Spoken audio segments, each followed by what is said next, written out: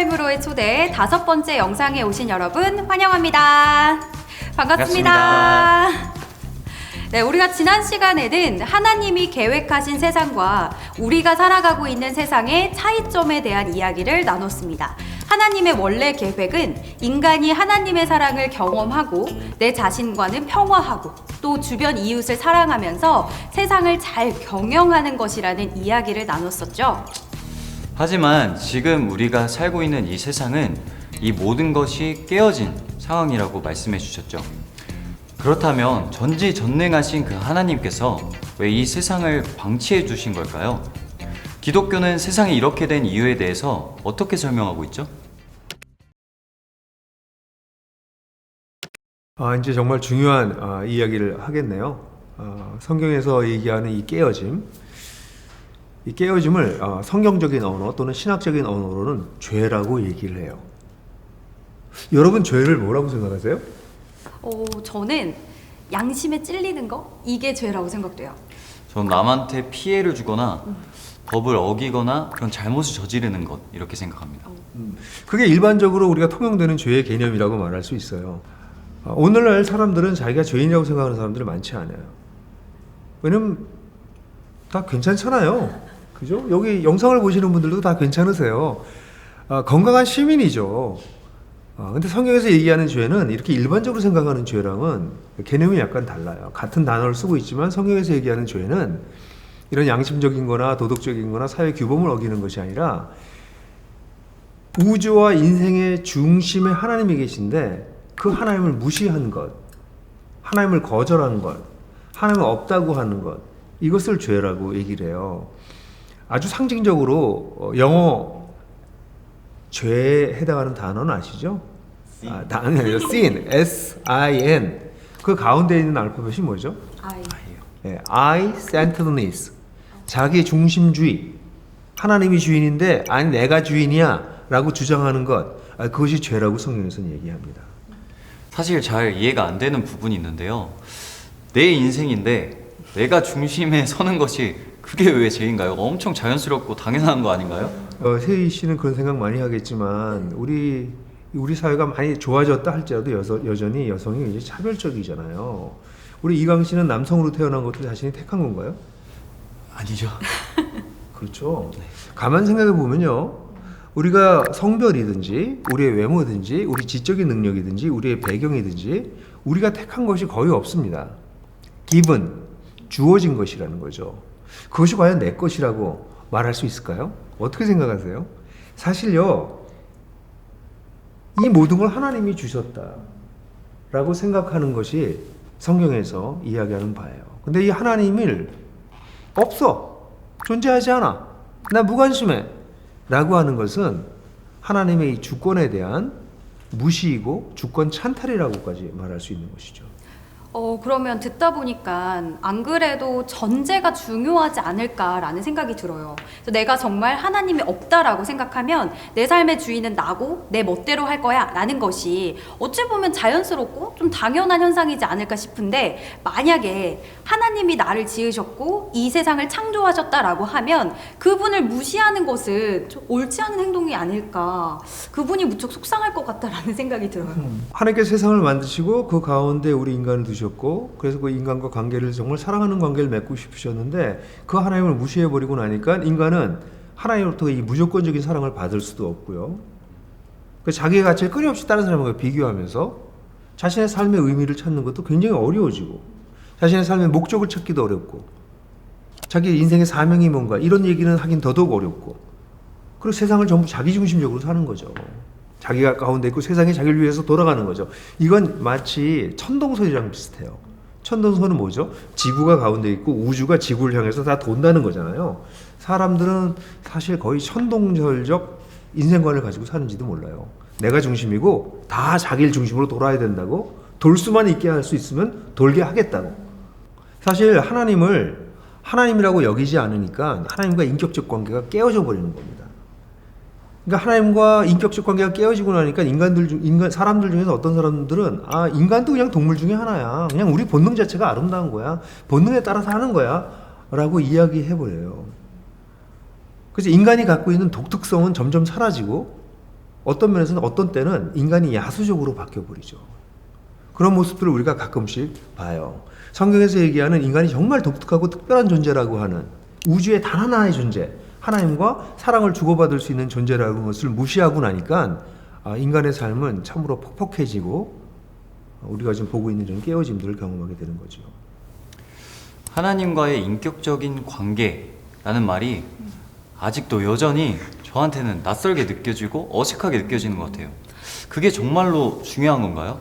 이것도 꽤 오래된 일인데요. 제가 이제 비행기를 타고 태평양 왔다 갔다 하면 비행기에서 옆 사람하고 얘기하는 거 굉장히 피곤해요. 왜냐면 목을 이렇게 돌리고 있어야 돼서 나중에 목이 막 안 돌아와요. 그래서 가능하면 얘기 안 하고 가만히 있으려고 그러는데 어느 날 비행기를 탔는데 옆에 아주 거구의 미국인이 한 명 탔어요. 당연히 얘기를 안 하려고 했는데 자꾸 이 사람이 말을 거는 거예요, 저한테. 그래서 제가 할 수 없이 물어봤어요. 그래서 뭐 당신은 뭐 하는 사람이에요? 그랬더니 파일럿입니다 이러는 거예요. 파일럿이요? 비행기를 타요? What kind of aircraft? 어떤 종류의 비행기를 타세요? 그랬더니 F-16 전투기를 모은다는 거예요. 그것도 걸프전에서 편대장으로 참전했다는 이야기를 하는 거예요. 그래서 그 사람은 이제 인터뷰 모드로 바뀌었죠. 돌려 앉아가지고. 그러면 여러 가지 질문했지만 그 중에 기억나는 게 그럼 비행기를 조종하다가 제일 무서운 게 뭐예요? 라고 물어봤어요.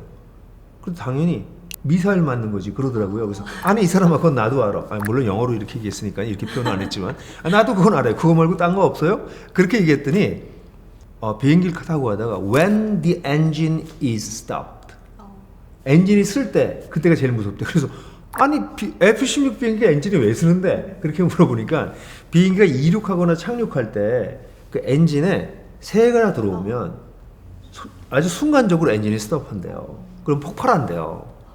그럼 탈출하기도 어려워서 아주 치명적이라고 그러더라고요. F-16이라는 비행기에 엔진이 하나밖에 없더라고요. F-16은 그때 지금도 그렇지만 온갖 첨단 장비를 가지고 있어요. 근데 이런 첨단 장비를 가지고 있는 F-16도 엔진이 깨지면 추락하는 동안만 비행하고 있는 거죠. 죄라고 하는 것은 거의 이런 거랑 똑같아요. 인간에게서 가장 핵심적이고 중요한 부분이기 때문에 이 부분이 깨지고 나면 나머지 부분들도 당분간만 유효할 뿐이에요.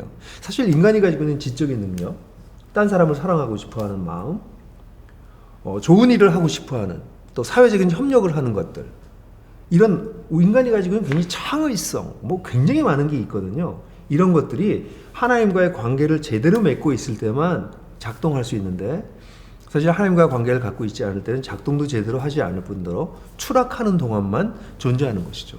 만약 존재하는 모든 것을 만든 신이 있다면 그리고 그 신과 인간이 인격적인 관계를 맺고 세상을 이끌어 나가도록 했다면 그 신과의 관계가 정말 중요하긴 하겠네요. 저는 인격적인 관계라는 말이 크게 와닿았는데요. 지금 우리가 이렇게 대화를 나누고 있는 것도 서로 존중하는 인격적으로 대해주고 있기 때문에 가능한 일이라고 저는 생각되거든요. 만약에 지금 제가 이렇게 이야기하는데 이강 씨가 핸드폰을 하고 있다거나 저 지금 핸드폰 안 하고 있는데 예를 들어서 네. 또는 제가 이런 얘기를 하고 있는데 이강 씨가 뭐 딴 생각을 뭐 하고 있다거나 그러면 저는 무시당했다고 느끼죠. 무시한다는 것은 그 상대방이 없다고 여기는 거예요. non-being, 존재하지 않는다고 여기는 것이 무시인 것이죠. 무시당할 때 어떠세요, 기분이? 너무 속상하죠. 속상하죠. 인간은 무시당하길 원하지 않아요. 비인격적인 존재가 아니라 존재가 없다고 얘기하는 것이니까요. 죄의 본질은 아까 죄의 중요성을 얘기했잖아요. F-16의 엔진과 같은 것이 하나님과의 관계이기 때문에 이게 깨진 게 치명적이라고 얘기했다면 죄의 본질은 사실은 하나님을 무시하는 거예요. 무시당하면 화나죠? 그건 정당한 분노예요. 그래서 하나님은 의분을 가지고 계세요. 하나님은 분노하신다는 것이죠. 하나님을 모욕하는 것이죠. 하나님을 무시하는 게 죄다. 그리고 하나님을 모욕하는 것이다. 뭐 심각하게 볼 수도 있겠네요. 그렇지만 제가 세상을 살아가면서 뭐 그렇게 죄를 짓고 살아가는 사람도 아닌데 저한테 죄인이라고 말하는 건 너무 좀 지나친 과장이 아닌가라는 생각이 드는데 세희씨 뭐 지금 제가 죄인처럼 보이나요? 사실 뭐 죄인처럼 보인다 이런 사람이 몇이나 되겠어요. 좀 주변에 없는 것 같은데요. 목사님께서 말씀하신 거는 아무래도 본질적인 이야기를 하시는 것 같아요. 맞아요. 현대 사회에서 인간은요 그렇게 그닥 심각한 죄를 별로 안 져요. 왜냐하면 시민사회에서 살면서 우리 시민사회는 법으로 규정돼요. 많은 것들이. 그래서 그것을 어기게 되면 법적 처벌을 받게 되거든요. 사람이 도덕적으로 점점 달라지고 성장하고 성숙해서라기보다는 사실은 벌금 내지 않으려고, 감옥 가지 않으려고, 문제 일으키지 않으려고 행동을 조심하는 경우가 굉장히 많거든요. 그러니까 사회가 발전해 감에 따라서 사실 사람들은 뭐 도덕, 윤리, 뭐 이런 것들, 사회 규범 이런 것들은 잘 지키는 편이어서 죄인이라고 잘 느끼지를 못하는 거죠. 세희 씨가 조금 전에 말씀하신 대로 지금 제가 얘기하는 것은 그런 도덕적이고 어떤 사회 규범적이고 윤리적인 것을 얘기하는 것이 아니라 더 본질적인 하나님과의 관계가 깨어진 것이 그것이 죄이기 때문에 그것이 심각하다라는 것을 지금 얘기하고 있는 것이죠. 그래서 하나님이 이제 우주의 중심이기 때문에 이런 중심에 계신 분이 무시당하게 되면 여러분들도 아까 얘기했잖아요. 기분 나쁘다고. 하나님도 정당한 분노를 가지고 계세요. 거기다 하나님은 세상을 그냥 막 돌아가게 만드신 것이 아니라 하나님께서 법도를 가지고 만드셨기 때문에 이것을 따라가지 않을 때 우리는 우리 자신이 고통을 겪게 되는 그런 하나님의 정의로운 분노가 어떤 모양으로든 나타날 수밖에 없는 그런 상황이에요. 그래서 사실 성경에서 심판이 미래에 온다고만 사람들은 생각하지만 심판은 현재에도 우리에게 임하고 있다 이렇게 이야기하고 있죠. 저는 죽고 나서 그렇게 심판받는다고 그렇게 생각하고 있었는데 지금 우리에게도 그 영향이 미친다는 그 말씀이신가요? 네. 많은 사람들이 간과하는 부분인데요. 하나님은 세상을 어떤 법도를 가지고 만드셨어요. 근데 그 법도를 원칙을 지키지 않게 되면 그 피해가 고스란히 우리들에게 오는 거죠. 사실 세상에 있는 모든 피조물들이 나름대로 그 원칙과 법도를 따라서 움직여요. 근데 인간만이 독특하게 자기 의지를 가지고 뭔가를 할 수 있는 존재거든요. 그게 바로 인간의 독특성이에요. 근데 그걸 통해서 하나님의 법도를 따르지 않으면, 하나님께서 만드신 원칙을 따르지 않으면 그럼 누가 가장 큰 피해를 받을까요? 우리가 아닐까요? 맞아요. 당연히 그 원칙을 무시한 사람이 피해를 받아요. 이광 씨 어릴 때 슈퍼맨 놀이 해보셨나요? 당연하죠.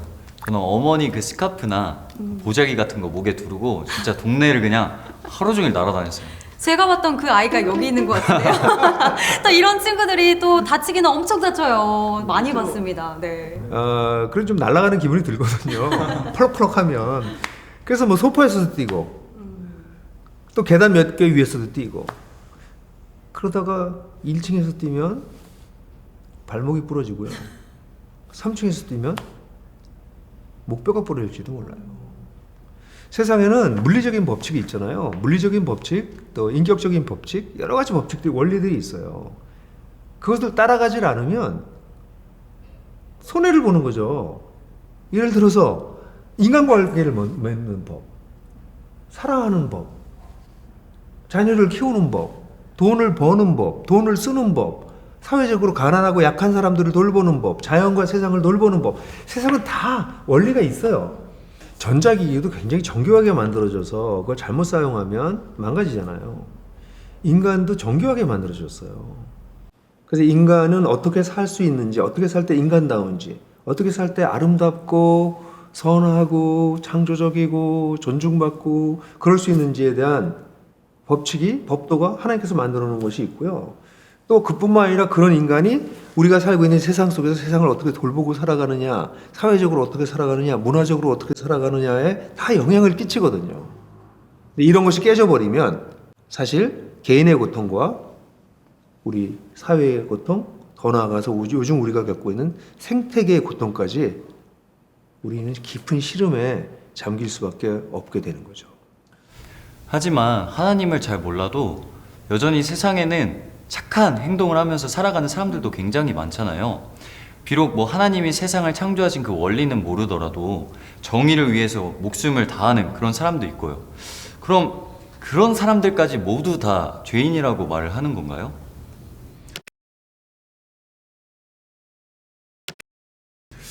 그래요. 제가 죄를 조금 더 심층적으로 설명할 필요가 있어요. 여기 나무가 한 그루가 있어요. 이 나무가 무슨 나무 같아요? 사과나무요. 당연하죠. 여기 사과가 달렸으니까. 그쵸? 자, 사과를 떼어봅시다. 이 나무는 무슨 나무죠? 나무만 봐서는 사실 잘 모르겠어요. 그렇죠. 농부는 알 거예요 아마. 그 농부는 딱 보면 알겠죠. 근데 자 여기 한번 보세요. 여기 잘랐어요. 이제 나무의 기둥만 남았어요. 이건 무슨 나무일까요? 이건 진짜 밑동만 남아서 진짜 모를 것 같아요. 그죠? 네. 아마 식물 박사 정도는 알지 모르겠어요. 나무 박사들은 알지 모르겠어요. 밑둥만 남아도 사과나무죠. 그러니까 죄라고 하는 것은요 이렇게 설명할 수 있어요. 이 꽃, 열매, 가지, 잎사귀 이런 것들은 일종의 죄의 열매예요. 그런데 이 나무 잎사귀가 다 떨어지고 이제 기둥만 남았다고 쳐보세요. 그래도 사과나무잖아요. 근데 이 열매처럼 눈에 보이지 않는 잎사귀나 열매처럼 눈에 보이지 않아도 굉장히 중요한 부분이 있는데 이게 우리 인간에겐 마음이라고 말할 수 있어요. 마음. 눈에 보이는 것만 있는 게 아니거든요. 근데 마음 속에서 어떤 일이 벌어지는가 하는 것도 굉장히 중요한 것 중에 하나예요. 예수님께서 하신 말씀 중에서 남자들이 좀 불편한 말이 있는데요. 여자를 보고 지나가는 여자를 보고 음욕을 품으면 그게 가늠한 것이다. 이런 말씀하신 적이 있거든요. 이 성경 말씀은 남자한테 너무 가혹한 것 같은데요? 네, 저한테도 가혹하다고 생각해요.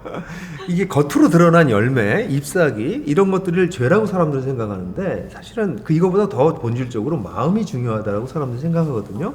근데 이 마음이 중요하다고 생각해서 이 마음을 다루는 것이 종교예요. 모든 종교는 마음을 다뤄요. 내면 세계를 다룹니다. 그렇죠? 근데 기독교는 여기서 한 걸음 더 나가요. 이 마음의 문제가 아니라 마음도 다 깨끗해도 그 뿌리가 아까 이 위가 다 없어도 사과나무였잖아요. 사과나무의 본체는 여기 뿌리에 있잖아요. 하나님과의 관계가 되는 이 뿌리가 죽어 있다면, 이 뿌리가 문제가 있다면 그것이 죄다라고 이야기하고 있는 거죠.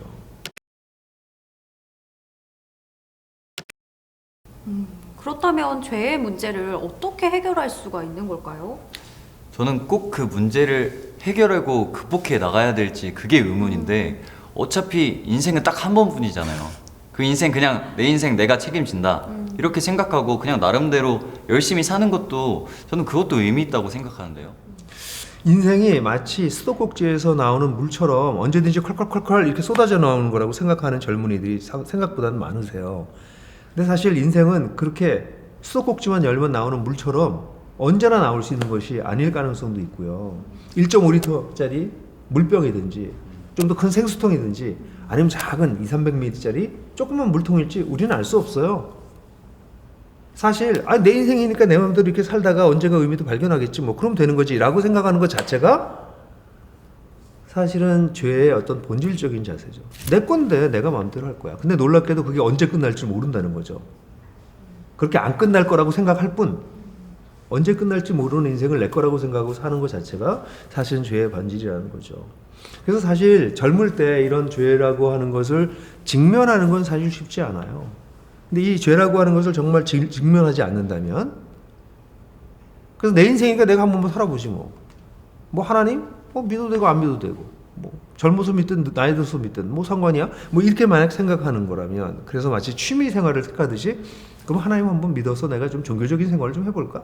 이런 식으로 하나님께 접근한다면 하나님을 만날 수 없고 하나님을 알 수 없습니다. 하나님의 뜻을 취미생활 찾듯이 찾을 수는 없다. 그렇게 해서는 얻을 수 없다라는 말이 저는 지금 크게 와닿는 것 같아요. 사실 저는 이 영상이 회를 거듭해 갈수록 개인적인 그런 궁금증이 많아지는 것 같아요. 세상을 바라보는 시선이라든지 하나님에 대한 생각이라든지 이런 것들이 제 안에서 고민이 점점 더 깊어지고 있는 것 같아요. 사실 우리가 처음에 시작할 때 얘기했던 거 생각나죠? 진실한 질문은 진실한 답변을 가져온다.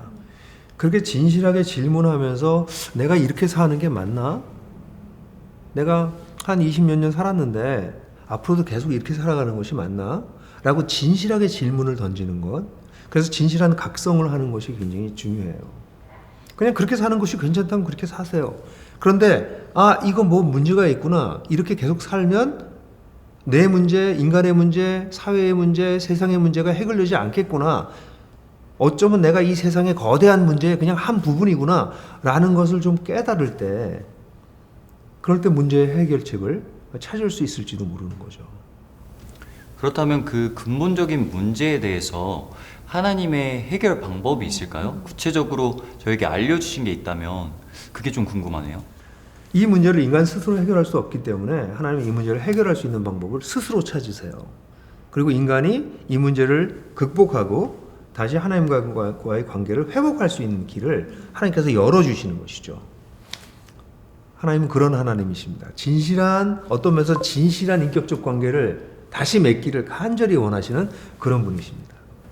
저는 오늘 목사님의 말씀을 들으면서 특히 죄인이라는 단어가 제 마음에 조금 많이 걸렸는데요.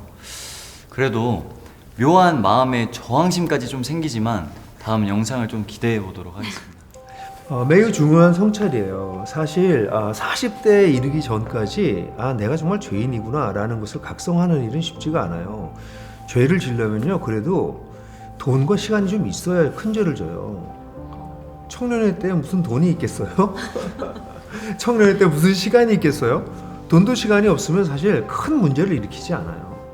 근데 인생을 살면서 돈도 생기고 시간도 생기면 자기의 힘이 점점 커지게 되면 오히려 문제를 그르치게 되는 것을 보게 되고, 그래서 20, 30대 청년들에게 죄를 설명하는 건 생각보다 굉장히 어려운데요. 40 넘은 분들에게 당신 죄인이지? 그러면 그들은요, 네, 이렇게 대답해요.